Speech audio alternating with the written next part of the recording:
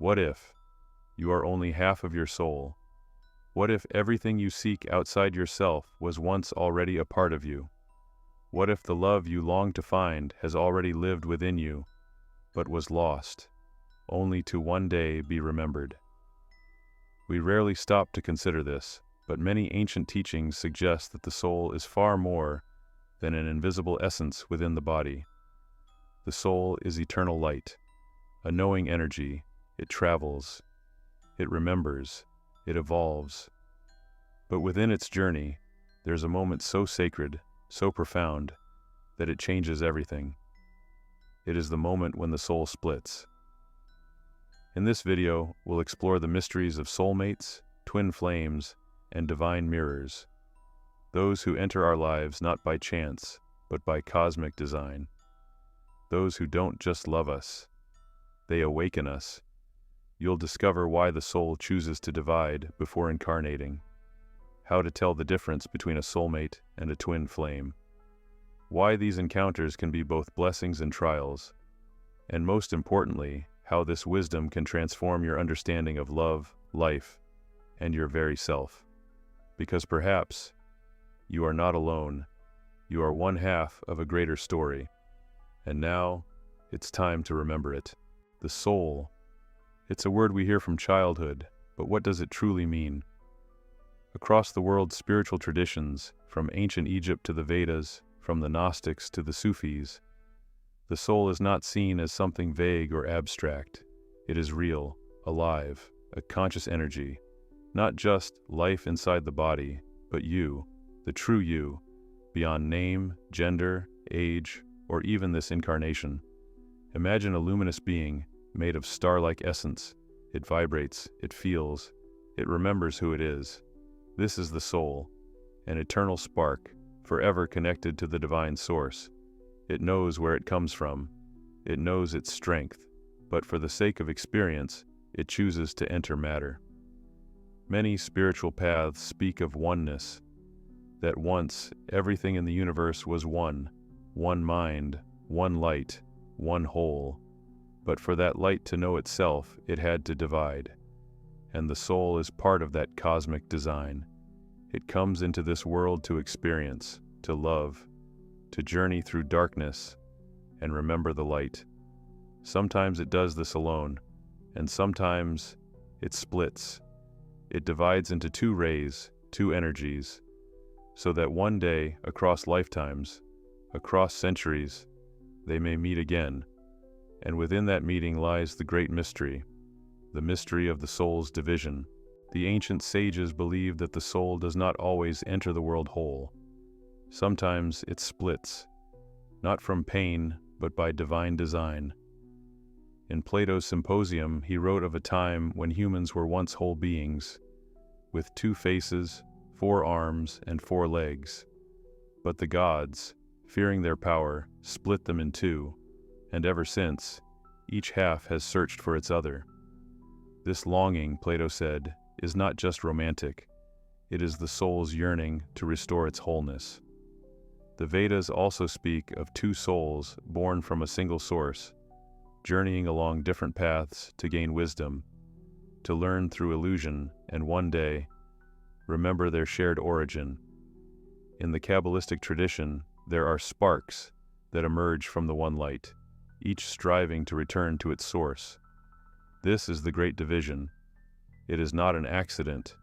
It is part of a plan. Before incarnation, a soul may choose to walk the path of duality, to split, so that each part may experience the world from different angles. One may take the form of a woman, the other a man. One may carry the energy of intuition, the other of action. One may embody the light, the other the shadow. But together they form a whole. The purpose of this division is not suffering, it is experience. The soul seeks to see itself reflected in another, to know love not as something outside, but as a recognition from within. And at some point, when the time is right, these 2 halves will begin to pull toward each other again. Not always instantly, not always easily, but inevitably. And it all begins with that sacred first act. the moment the soul chooses to divide. When the soul splits, it does not journey alone. In this universe, everything is connected. Each soul is part of a vast spiritual family. And within that family, there are those we cross paths with again and again. These are called soulmates. It's not always love at first sight, not always passion or instant attraction. A soulmate is someone who simply feels familiar, even if you've just met. It could be a friend who shows up in your darkest hour, a teacher whose words stay etched in your heart, or even someone who hurt you, yet triggered your deepest growth. Soulmates are allies. They appear at different stages of life to play meaningful roles, sometimes to support, sometimes to awaken, sometimes to reflect the parts of us we've been afraid to face. What sets them apart from a twin flame is their energy. A soulmate is like a companion. There is ease, understanding without words, a quiet harmony.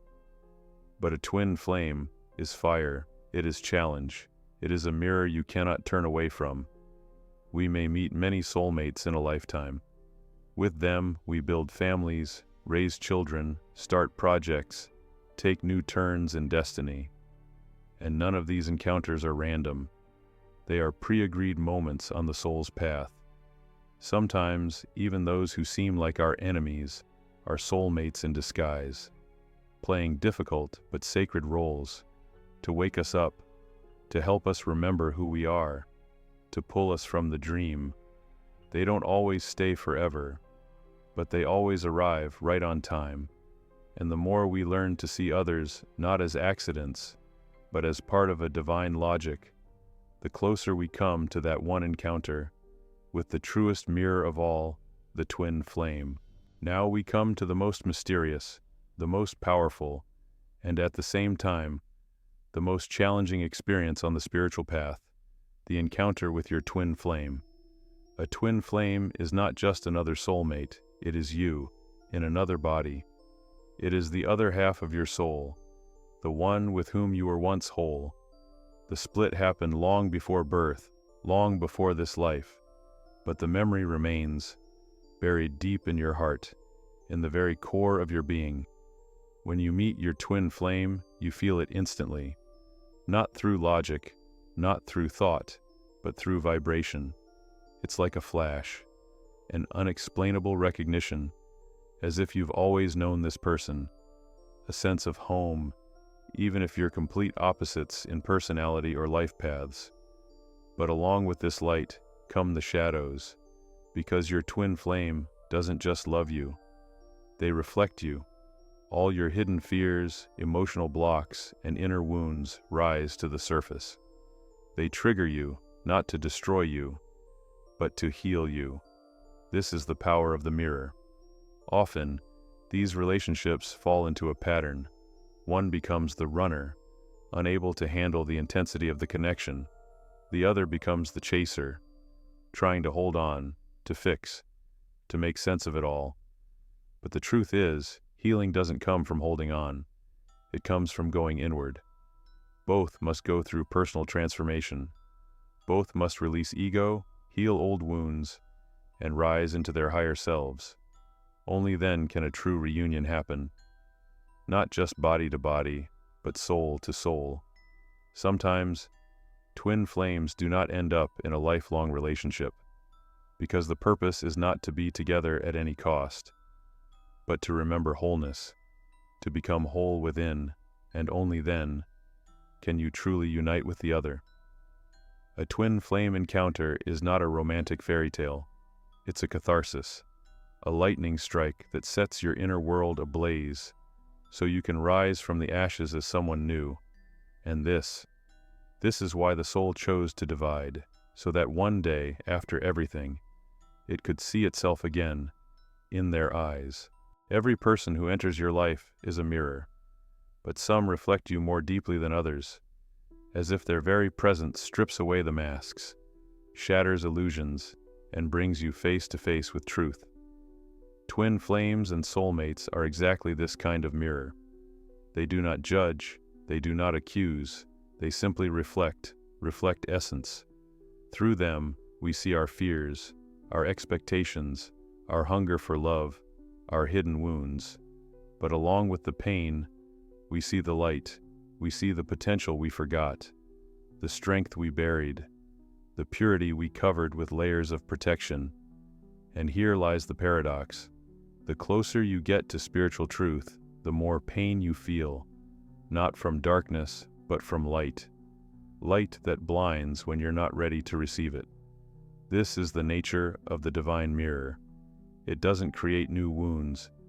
It reveals the old ones, not to make you suffer, but to help you heal, not to break you, but to show you that everything you seek outside is already within.